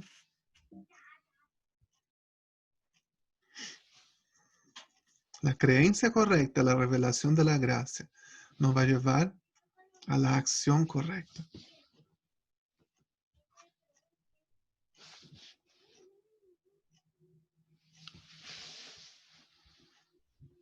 Yo quiero hacer un ejemplo para ustedes sobre la gracia, la manera como yo veo la gracia. Yo creo que no la entiendo en plenitud. Algún día la voy a poder entender. Cuando esté un cuerpo glorificado, esté en la presencia de nuestro Señor. Pero para mí una excelente ilustración sobre la gracia de Dios. Imagínense que esa es nuestra vida. Aquí está en el comienzo el momento de nuestro nacimiento y ahí está el momento de nuestra muerte. El día que nuestra caminata por esta tierra va a terminar. O si Jesús vuelve primero y tenemos ese privilegio de no experimentar la muerte terrenal, igual nuestra vida, nuestra caminata por la tierra va a terminar. Pero sea con la segunda venida de Jesús o sea con nuestra muerte, nuestros días en esta tierra, esta vida, va a terminar en algún momento. Ahora piense conmigo. Yo estoy aquí, ahora, en este momento, a la mitad de mi vida. Desde mi nacimiento, aquí, hasta este momento de ahora, yo he cometido muchos pecados, ¿cierto? Yo cometí varios pecados desde que yo era niño. Yo he cometido pecados. Los pecados están representados aquí por las flechitas rojas. En el momento en que yo me encontré con Jesús, en el momento que yo recibí la revelación de la cruz, Él me dio perdón. No lo digo yo, ¿cierto? Eso es lo que el libro nos está diciendo, ¿verdad? No, Gálatas no está hablando sobre la gracia, no está hablando de que yo no tengo que hacer nada, yo no necesito hacer nada, Jesús ya lo hizo todo. Y yo recibo el perdón. Y en ese momento, en la cruz, yo tengo la certeza de la vida eterna. Eso es lo que el libro nos dice, lo que la palabra de Dios nos dice. Me recuerdo de aquella canción, ¿no? Un tema muy bueno que te doy gloria, gloria, te doy gloria, gloria. Hay una parte que un momento allí nos dio libertad. Fue un momento. Este momento en la cruz declaró justos a todos los que confiesan su nombre. Nos dio libertad. Este momento en la cruz, el momento de mi encuentro con el Señor, me dio libertad y me dio certeza de la vida eterna. Amén. tenemos certeza de la vida eterna y no necesitamos hacer nada. No necesitamos. No te lo estoy diciendo yo, está diciendo el apóstol Pablo en Gálatas y en Romanos, y está diciendo Pedro, y está diciendo cada uno de los autores de los evangelios, y está diciendo Santiago, la palabra de Dios. Yo no necesito, no puedo agregar nada a mi salvación. En ese momento en la cruz, yo recibí perdón y tengo la certeza inmediata de la vida eterna. Ahora, después de este momento de mi encuentro con Jesús, que la cruz fue revelada en mi vida, yo seguí pecando, ¿cierto? Y aquí tenemos más pecados desde el momento que yo me convertí hasta ahora. Y desde ahora, el momento presente, hoy día, donde yo estoy, hasta el final de mis días, yo voy a seguir pecando, ¿verdad? No quiero, pero es la inclinación de mi corazón. Y yo aún voy a cometer pecados. Pero mi pregunta es, estimados hermanos, en ese momento aquí en la cruz, cuando yo me encontré con Jesús, Él me perdonó y me dio certeza de la vida eterna. ¿Cuáles pecados me perdonó? ¿De estos de aquí de antes?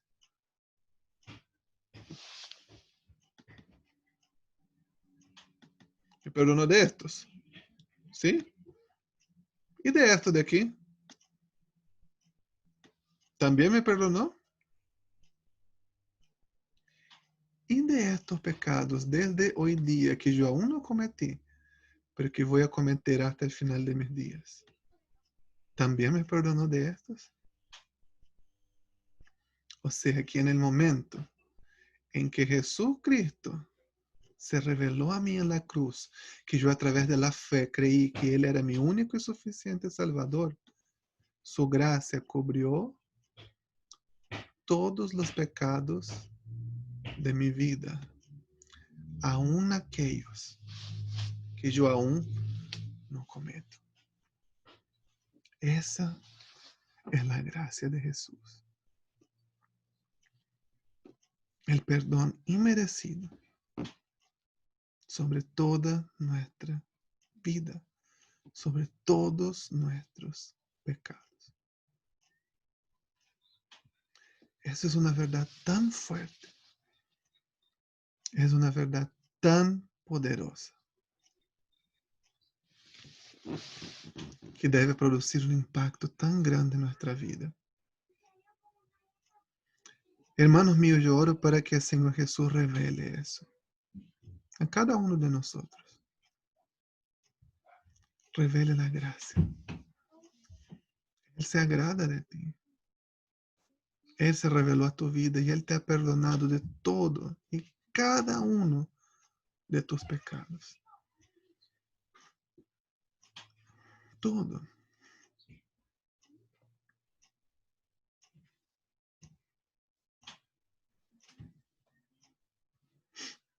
Él te ama y Él quiere que tú vivas una vida guiada por Él, sin condenación, sin añadir nada,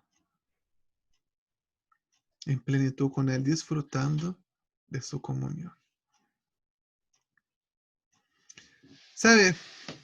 Hay tres tipos de respuestas que nosotros podemos dar a eso.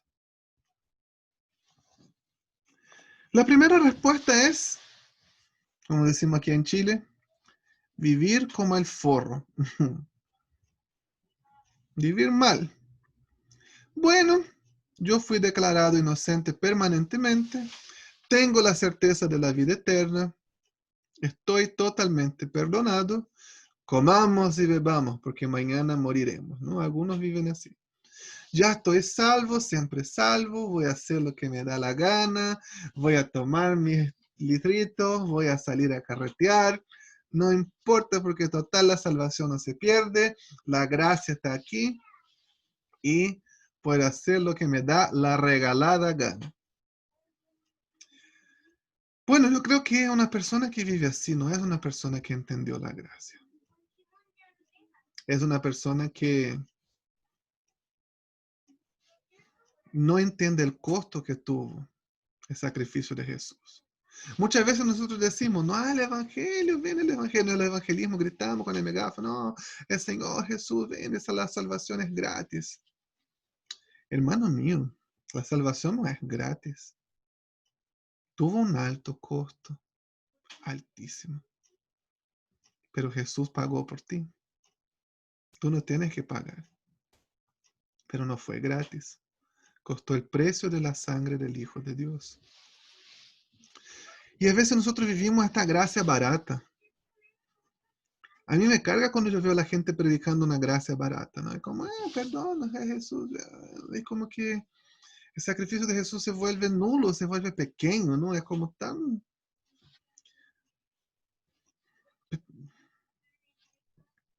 Yo conozco muchas personas así que viven esa gracia barata.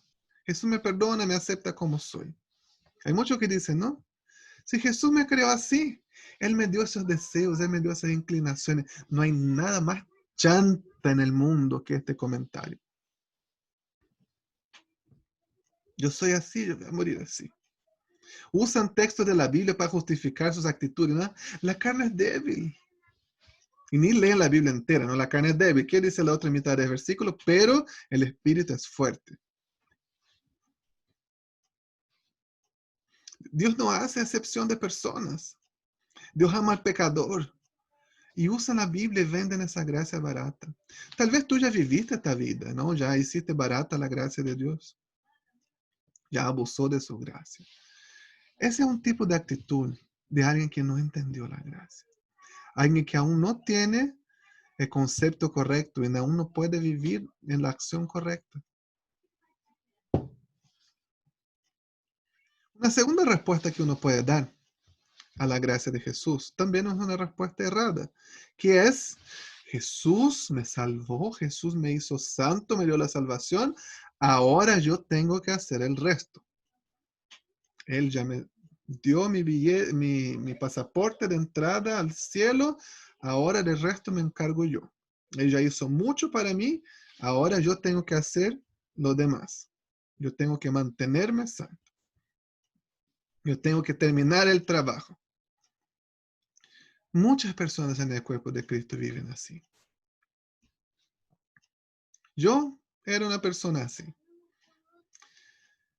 Yo durante muchos años de mi vida no tenía temor de Dios, quería agradar a Dios y quería hacer cosas, yo quería pagarle por lo que Él había hecho por mí. Quería agregar valor a mi salvación, pero no lo pude.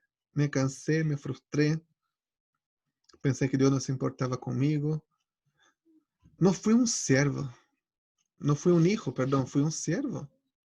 No tenía un relacionamiento personal con Él. Así como ese amor, no. Pero yo estaba haciendo cosas que quería hacer y hacer y hacer y hacer. Pero no conocía, no me relacionaba con Él. Es una respuesta errada porque Él nunca nos pidió eso. Él nunca nos pidió que agregáramos nada a la salvación. Y la tercera respuesta es una persona que entiende esta gracia y vive una vida de gratitud en respuesta a este regalo maravilloso que recibió. Sí, hace cosas por el Señor. Sí, predica, evangeliza, limpia los baños de la iglesia, hace aseo, ora, ayuna. Pero no por querer pagarle a Jesús. No como un requisito, sino como una respuesta a este amor tan grande que recibió.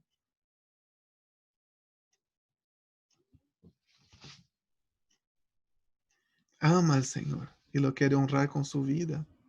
Lo quiere honrar y sabe que es lo mejor que tiene, lo mejor que puede tener, lo mejor que puede encontrar y quiere vivir su vida para Él. Están tan abrumados, sobrepasados en gratitud, que quieren vivir esta vida como resultado.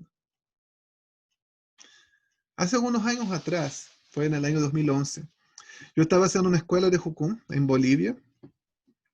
Yo ya estaba en Jucún hacía 6 años. Y en la iglesia toda mi vida. Y yo estaba leyendo un libro que hablaba sobre un panorama de la Biblia. Y cuando yo llegué a la parte de Jesús, había una tabla, ¿no? Decía, comparaba el pacto de la ley con el pacto de la gracia, ¿no? Decía, el pacto de la ley, Jesús prometió bendecir, perdonar los pecados, que es lo que tenían que hacer ellos, ofrecer sacrificio, guardar las leyes, obedecer. Pacto de la gracia, decía, ¿qué es lo que Jesús promete? Acceso directo a Dios, el Espíritu Santo que va a volver. Parte del hombre decía, nada. ¿Sabes qué? Yo estaba así, yo te prometo que yo estaba así. Era como el atardecer, si yo estaba sentado leyendo así. Y decía nada. Decía, ¡ah! Yo hice así. Nada. Y yo estaba así. ¿Cómo? Perdón, no fue en 2011, fue en 2013. En enero de 2012. ¡Ah! ¿Cómo nada? Y yo pensaba así, como, no, no lo podía entender, no me caía en la cabeza, no lo podía procesar. Yo no tengo que hacer nada. Y yo no lo puedo entender. ¿Cómo es posible que yo no tenga que hacer nada? Una vez que yo entiendo eso, yo digo, wow, yo tengo que vivir mi vida en gratitud al Señor. Que mi vida sea una respuesta a este amor tan grande que yo he recibido. Algo que siempre me costó, yo me recuerdo desde que yo era niño. Yo escuchaba la parábola del hijo pródigo y me daba una rabia esa parábola. Y decía, qué injusto que es el padre. ¿Pero por qué? Le dio el cabrito al otro que se le farrió toda la plata. Y el otro que estaba ahí trabajando nunca le dio nada. Me cargaba. ¿Y sabe por qué? Porque yo era el hijo mayor. Yo estaba en la iglesia. Yo vivía trabajando para Dios, pero no disfrutaba de la compañía del Padre. Yo era la persona número 2 aquí. Yo tengo que pagarle a Dios, yo tengo que hacer cosas por Dios. Y Él no me estaba pidiendo hacer nada. Simplemente quería amarme y que yo lo amara. Que yo viviera la gracia. ¿Cómo estás respondiendo tú a la gracia hoy día?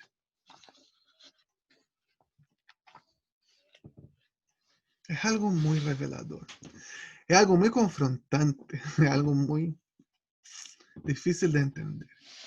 Yo espero que el Espíritu Santo te revele, te traiga esta revelación, esta convicción de la gracia. Yo espero que el Espíritu Santo punja tu corazón para poder entender estas verdades maravillosas. Tener la información, el concepto correcto y que eso lo lleve a la actitud correcta. A poder vencer el pecado, ser guiado por el Espíritu y si ocasionalmente pecar, saber que la gracia de Él en este momento en la cruz ya te perdonó. Tú ya estás libre, ya estás perdonado. Aquí su sangre fue rociada y cubrió toda nuestra vida.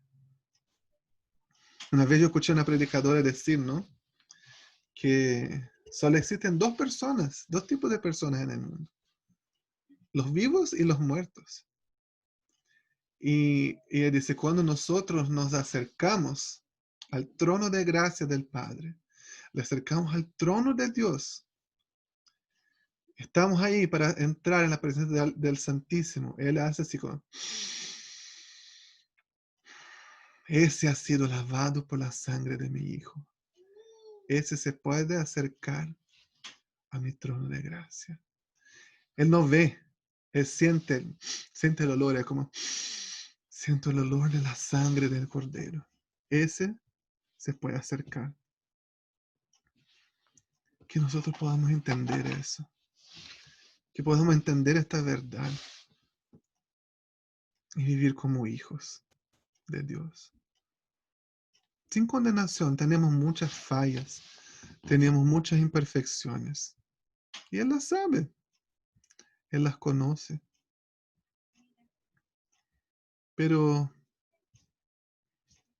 su gracia es más grande. Su gracia cubre cada una de esas fallas y de esas imperfecciones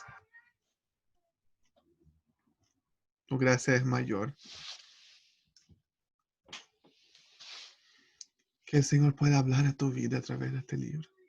Que la gracia sea revelada y impacte tu corazón de una manera poderosa. Que pueda cambiar tu actitud hacia Dios. Que pueda cambiar la manera como tú oras. Que pueda cambiar la manera como lo ves. Que el Señor te traiga una revelación de la gracia. Y me gustaría terminar este tiempo invitándote a orar. Yo voy a poner una canción y yo quiero invitarte a orar. Ojalá se escuche bien. Y mientras tú escuchas eso, tú ores. Y tú sepas tu lugar como heredero. El heredero no necesita hacer nada. Es dueño de todo. El hijo mayor de la parábola del hijo pródigo era heredero, pero no actuaba como heredero. La sangre de Jesús nos bañó, lavó a cada uno de nosotros, pero a veces actuamos como si no estuviéramos limpios. Ore, reflexiona. ¿Cuál de las tres actitudes ha sido la tuya? La persona que vive como le da la gana, la persona que quiere pagarle o la persona que vive en gratitud. Que el Señor hable contigo. Amén.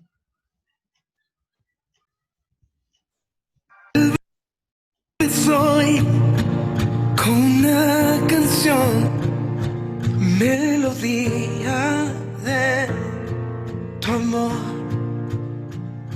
Cantas libertad en mi adversidad, hasta que huya el temor. Ya no soy un esclavo del temor. Yo soy hijo de Dios. Ya no soy un esclavo del temor. Yo soy hijo de Dios.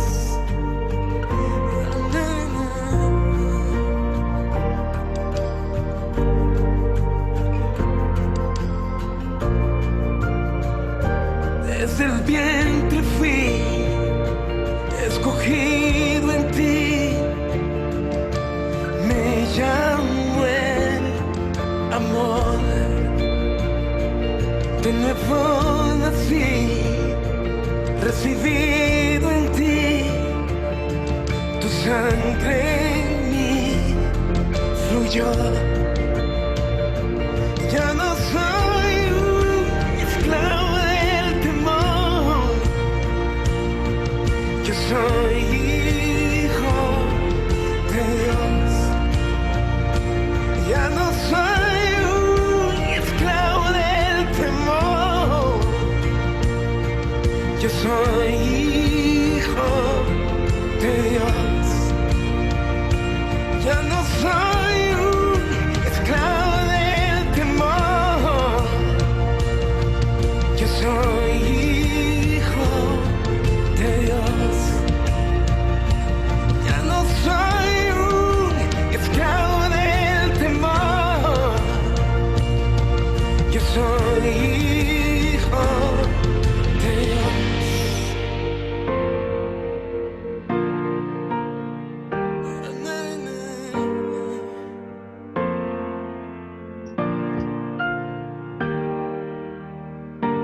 Estoy rodeado por los brazos del Padre. Estoy rodeado por canciones de libertad.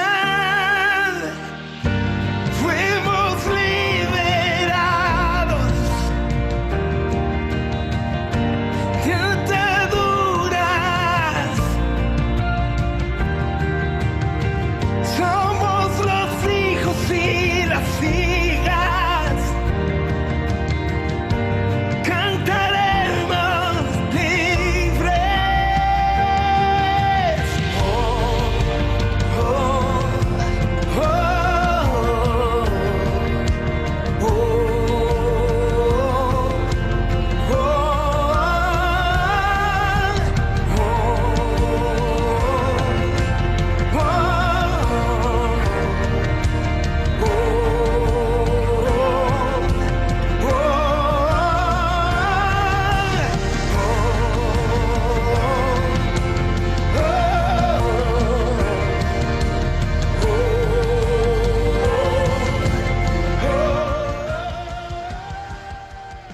Jesús, muchas gracias por tu sacrificio, Señor, maravilloso en la cruz.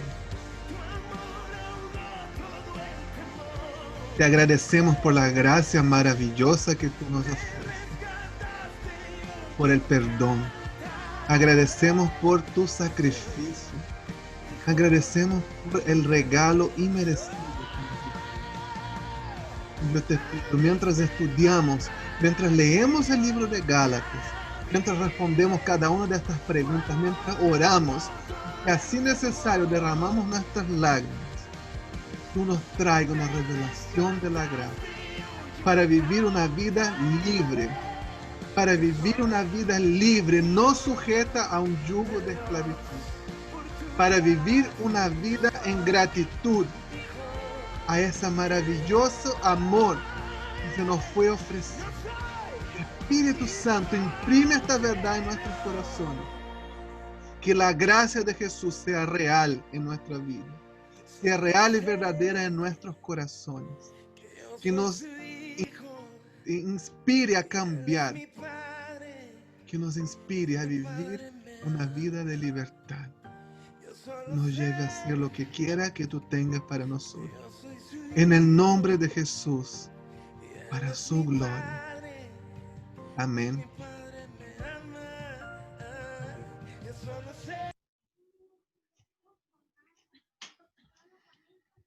Amén, queridos amigos, hermanos. Que el Señor los bendiga mucho. Que el Señor los inspire a través de la gracia. Es muy difícil de entender, pero es muy maravilloso vivirla y experimentarla. Los trabajos deben ser entregados como máximo hasta el lunes a las 8, que comienza Primera de Pedro. Yo los animo a entregar antes, ¿no? Así que terminen, lo pueden enviar. Puede cada uno mandar un mensaje y comunicarse con su evaluador y enviar a su correo electrónico el trabajo para que lo pueda corregir y después se los pueda mandar de vuelta y comenzar ya con la lectura de Primera de Pedro, y si tienes tiempo ya comenzar con las otras actividades, ¿no? Ver el video, hacer el código de color de Pedro para que en la clase de lunes ya pueda estar ubicado. Si uno no leyó el libro, llega a la clase, están hablando, no queda así como medio perdido. Entonces la idea es que uno pueda haber leído también. Estamos disponibles para cualquier pregunta, para cualquier duda que tengan. Yo he mandado varios videos para tutoriales como para el paso a paso, ¿no? Si tienen más alguna duda, pueden preguntar. Si yo veo que hay alguna duda más común, puedo mandar un otro video, grabar un otro video de cómo hacer. Entonces estamos aquí para ayudarlos. Les voy a enfatizar la importancia. Yo sé que a veces suceden situaciones o cosas que uno no puede estar presente conectado en la clase. Pero les voy a enfatizar la importancia de estar conectados aquí. Si no pueden estar conectados, como una segunda oportunidad, también estamos grabando las clases y estamos subiendo a YouTube. Pero la idea principal es que estén aquí en este momento. Que estemos todos juntos en el mismo pensamiento para este momento, ¿no? Y que el Señor pueda mover y hablar a cada uno de nosotros. Y si hay algún problema, tenemos esta segunda oportunidad. Que el Señor los bendiga mucho. Muchas gracias por su hambre de la palabra de Dios. Que Él los siga hablando, que los siga haciendo pedazos a través de la Biblia. Porque hay un versículo de la palabra de Dios que dice, a veces son situaciones difíciles, eso de la gracia, a veces es complicado, hasta nos produce dolor.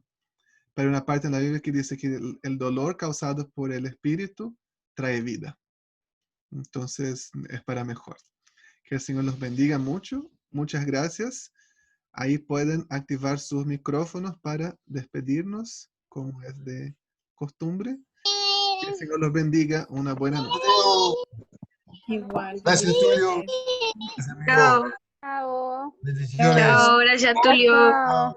Chao, muchas Bendiciones a gracias. todos. Bendiciones. Julio, gracias. Bendiciones. Clase. Gracias. Vale. Gracias. Chao. Bye, bye. Chao. Hoy parece que la Camila y el César, Camila y César me habían mandado unas preguntas por el chat y no las respondí. Después le respondí. Chao, chao. Bye, bye. Chao para todos. Chao, que estén bien. Gracias, Tulio. Nos vemos. Chao, Magnífica Ceci. Chao, clase. Fran. Chao, Dani. Chao, Mati. Chao, Marco. Profe. Chao, Isabel.